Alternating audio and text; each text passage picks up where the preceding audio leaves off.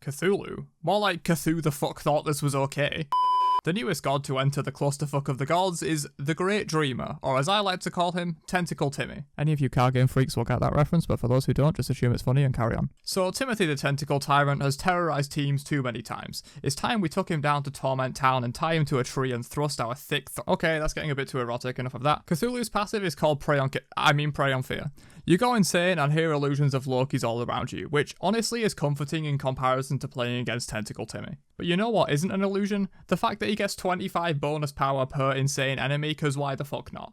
This is the first of many things in Cthulhu's kit that make me think Hi-Rez saw the hate for releasing 15 mages in the span of 1 week, so they called him a guardian, when in reality he's just a mage, but one of the programmers went AWOL and gave him 5.5k HP. And that mindless rage leads me straight into his next ability, Sanity Break, because my sanity is well and truly shattered after reading just the passive of this cosmic mistake of a god. Hey guys, remember the suck machine at release?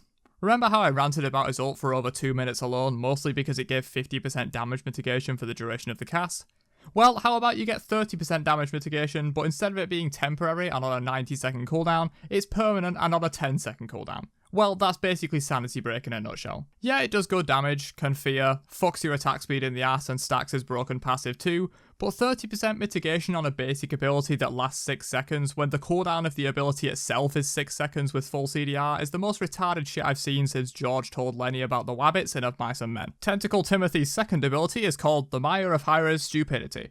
It's fucking big, dumb, and slimy as fuck, just like the chess mechanics taking 4,000 gems to get one skin you wanted, eh fellas? Nah, but in all seriousness, why the fuck does this ability do 460 base damage while also having CC and covering half the fucking map? This is actually one of his less offensive abilities, and it still makes me want to crush my PC like a soda can and throw it through the window of the Hi-Rez offices. Cthulhu's third ability, Driving Strike but it hits 3 times, is what happens when you take an already good ability and simply add more stuff to it. Not much else to say on this other than, does it really need to stun before it applies the knock-up? At least give Cthulhu some kind of counters in gods that have knock-up immunity instead of him literally beating any god in the game. But comparing Cthulhu's base abilities to his ultimate abilities is like pitting your 85-year-old nan against your 13-year-old brother who's on Adderall in a King Arthur 1v1. It's just not a fair comparison. Poor old Nan doesn't have the APM to use 5 abilities every 3 seconds, give her a break. So Tiny Timmy's ultimate turns him into Tentacular Timothy, and he gets access to way too many health bars along with 3 other batshit broken abilities that put his regular ones to shame. Sever does 340 base damage with 30% scaling, while also reducing protections by up to 15%.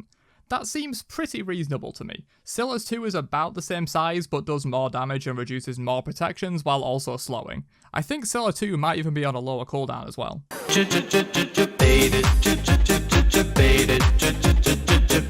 Yep, this ability has 0 mana cost and a 1-second cooldown because fuck Hebo's one for actually having a cooldown. Tentacular Timothoid is here to take names with how he breaks basic game design rules. While we're on topic with comparisons, have you ever wanted to Cucullidle on a 5-second base cooldown? Well, now you can.